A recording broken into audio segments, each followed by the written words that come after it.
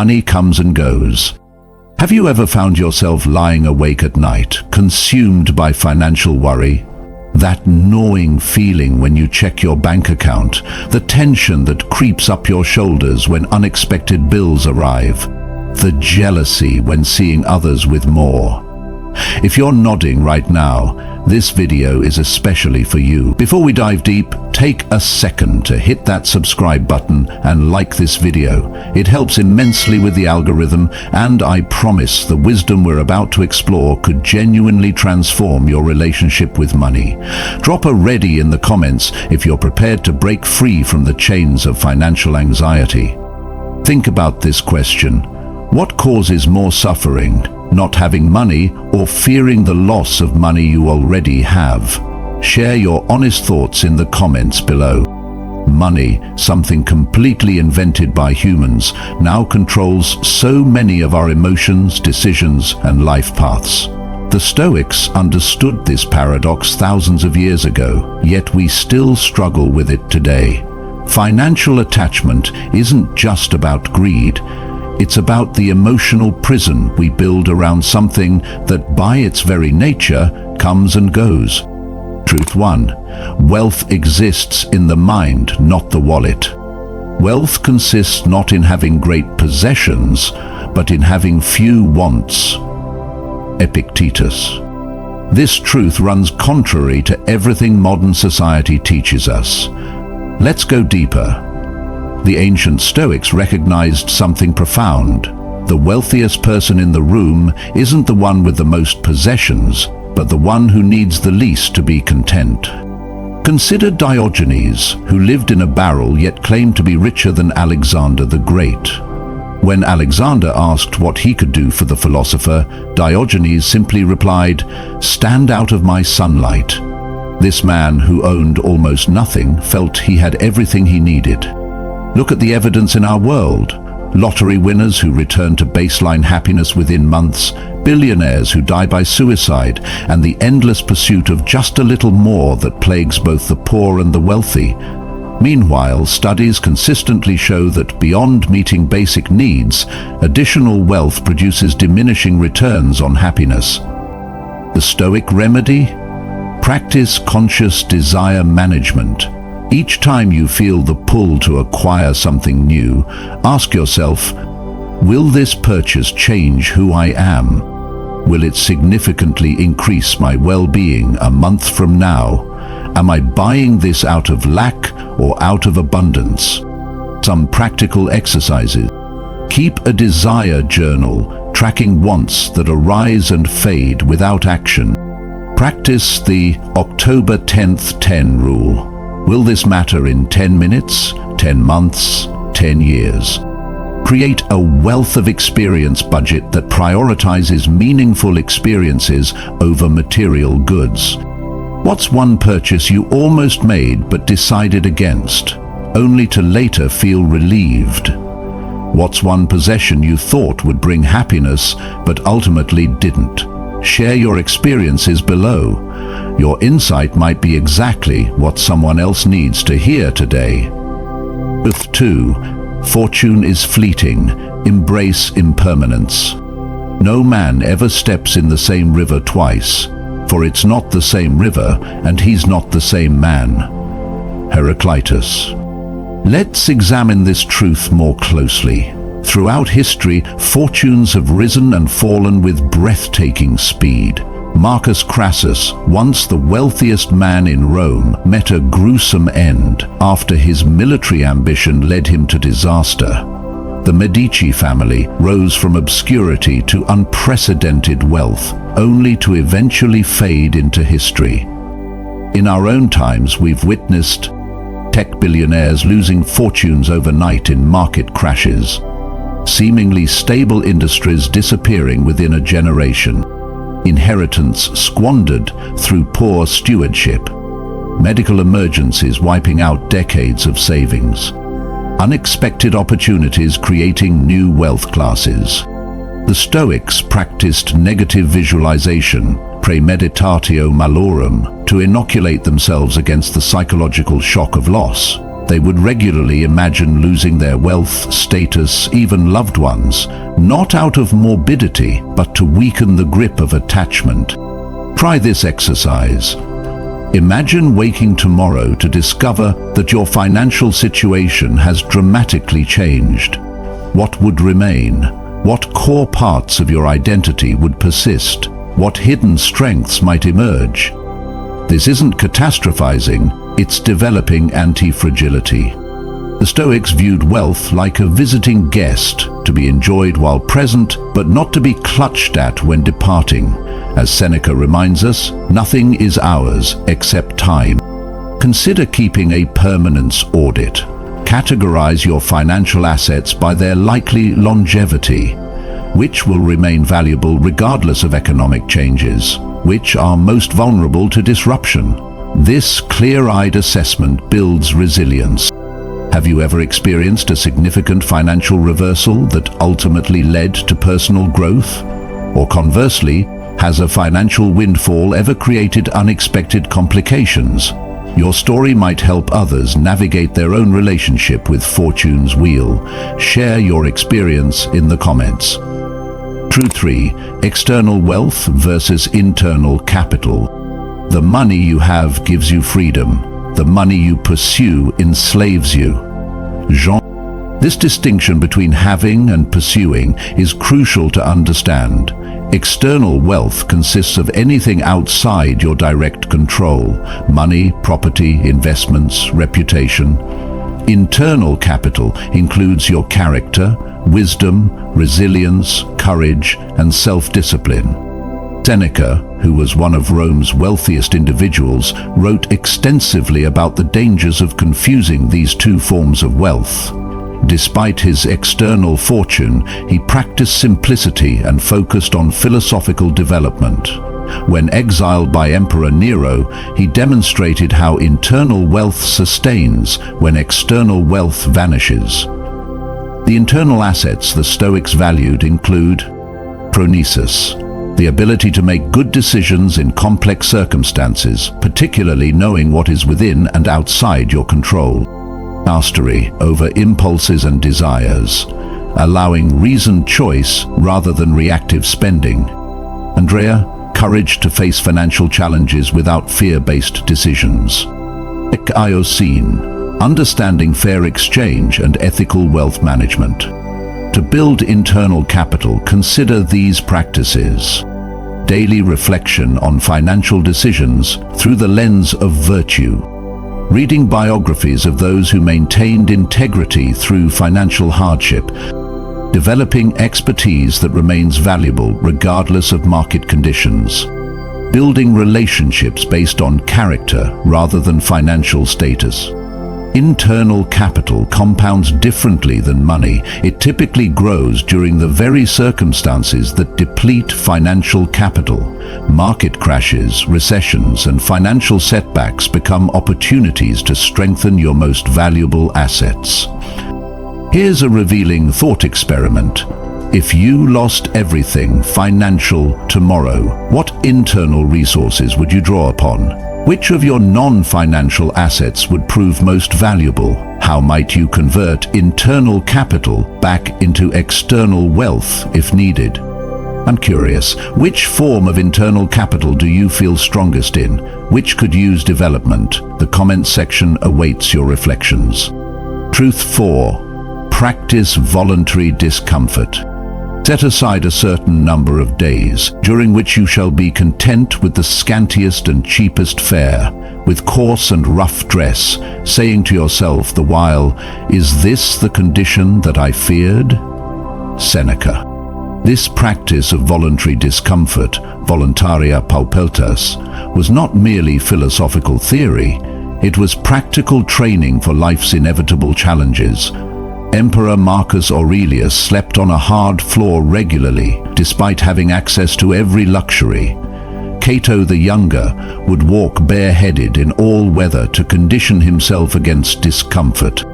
Why does this practice matter specifically for financial attachment? Because much of our financial anxiety stems from fear of the unknown. When we intentionally experience simpler living, we demystify that fear and discover our remarkable adaptability. Beyond the basic practices I mentioned earlier, consider these deeper exercises. The temporary downshift. Live for 1 month at 50% of your usual budget, redirecting the saved funds to savings or charity. The comfort inventory. Identify the comforts you become dependent on and systematically practice doing without each one for increasing periods. The necessity audit. Challenge your definition of necessity by experimenting with eliminating presumed essentials for short periods. Gratitude through contrast. After a period of voluntary simplicity, return to normal life with heightened appreciation. Financial fasting. Designate regular periods like the first weekend of each month where you spend absolutely nothing. Modern research supports this ancient wisdom. Psychologists call it anti-fragility training, deliberately introducing small stressors that strengthen your psychological immune system, just as vaccines work by introducing a manageable form of what threatens us. Voluntary discomfort inoculates against financial fear. I recently practiced this by living for a week with no heat in winter, using only extra layers and blankets. What I discovered wasn't suffering, but adaptation and appreciation. The return of heat felt like an extraordinary luxury for weeks afterward. Have you ever practiced financial austerity by choice rather than necessity? What surprised you about the experience? Was there any unexpected freedom in having fewer options? If you haven't tried it, what's the smallest experiment you could attempt this week? Your experiences might inspire others to develop this powerful Stoic muscle. Let me know in the comments. True 5. Fortune favors those who flow, not those who grasp. When force of circumstance upsets your equanimity, lose no time in recovering your self-control, and do not remain out of tune longer than you can help. Habitual recurrence to the harmony will increase your mastery of it. Marcus Aurelius. This truth speaks to resilience, not just enduring financial changes, but adapting to them with grace. The metaphor of water is particularly apt. Water doesn't resist obstacles, it flows around them. It doesn't grasp at the riverbank, it continues its journey regardless. Historical examples abound of those who embodied this principle. Thomas Edison lost his entire laboratory in a fire at age 67.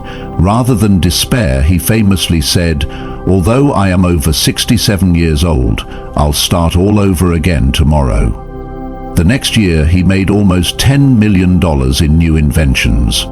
Elizabeth Kubler-Ross lost her farm, possessions, and 45 years of research in a fire.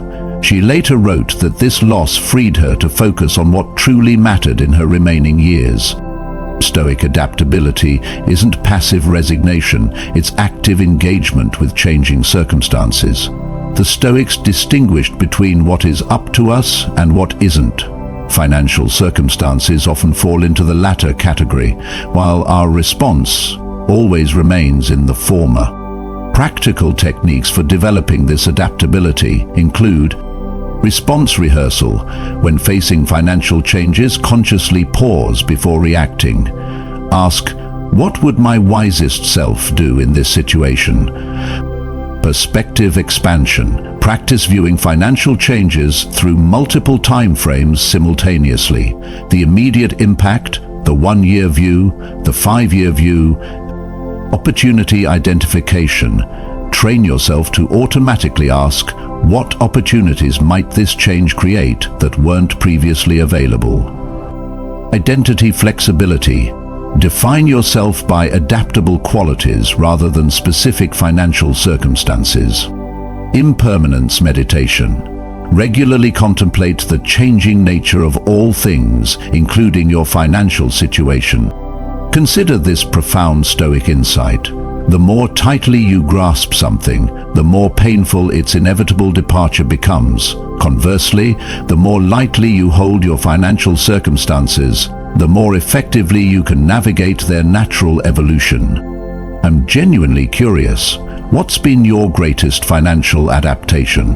How did you successfully navigate a significant financial change? What would you do differently next time? Your wisdom here might be exactly what another viewer needs to hear today. Truth 6. What you have is already enough. Is a wise man who does not grieve for the things which he has not, but rejoices for those which he has. Epictetus. This final truth might seem simple, but it contains revolutionary power. The concept of enough runs counter to our entire economic system, which relies on perpetual dissatisfaction to drive consumption. The ancient Greeks had a beautiful word for this concept: autarkeia, self-sufficiency, or having enough. It wasn't about isolation or extreme minimalism, but rather a psychological state of contentment and independence. Contrast this with our modern condition. The average American is exposed to 4,000, 10,000 advertisements daily. Each ad, implicitly or explicitly, tells us we lack something essential. Social media creates constant comparison with curated versions of others' lives.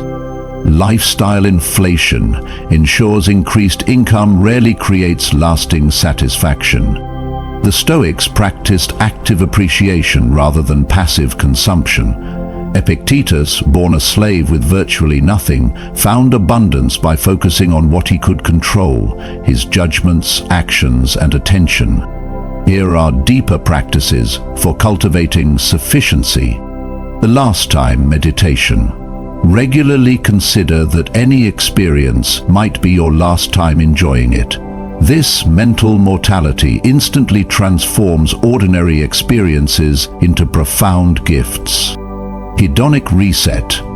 Periodically eliminate small pleasures like coffee, social media, or snacks for a short time, then reintroduce them with full attention and gratitude. Contentment journaling. Daily record. Not just what you're grateful for, but specifically what was enough today. Moments of sufficiency and completion.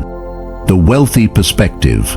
Regularly consider your life from the perspective of the billions who live with much less. This isn't to induce guilt, but to cultivate accurate perception. Desire investigation. When wanting something new, ask, what feeling do I believe this will give me? Can I create that feeling directly without this purchase? Pre-gratitude. Before acquiring anything new, practice feeling grateful for it as if you already have it. Often, this satisfaction in advance reveals the emotional diminishing returns of acquisition. A profound Stoic insight is that true wealth isn't measured by what you have, but by what you don't need to be happy. Every unnecessary desire transcended is a form of wealth that can never be taxed, stolen, or devalued. Modern research confirms this ancient wisdom. Beyond meeting basic needs, additional consumption produces minimal happiness gains, while meaningful relationships, purpose, and mastery create sustained well-being. I'd love to hear from you. What's something you once thought you needed that you've discovered you can happily live without? Or conversely, what simple pleasure do you already have that brings you genuine contentment? Your insight might help others distinguish between their wants and their needs. Share your wisdom in the comments. Remember, the goal isn't to become financially careless or to avoid prosperity. The Stoic ideal is to develop a healthy relationship with money where it serves your life without controlling your emotions. Money will always come and go, that's its nature. But your inner wealth, your character, your peace of mind, that can remain constant through any financial storm when you embrace these timeless Stoic truths. If this video resonated with you, please hit that like button and share it with someone who might benefit. The ancient Stoics shared their wisdom freely, and in that spirit, I'm grateful to pass these insights to you. Which of these 6 truths hit home the hardest for you? I'd love to know in the comments. Until next time, remember, true wealth isn't measured in your bank account, but in your ability to remain unshaken by both financial gain and loss.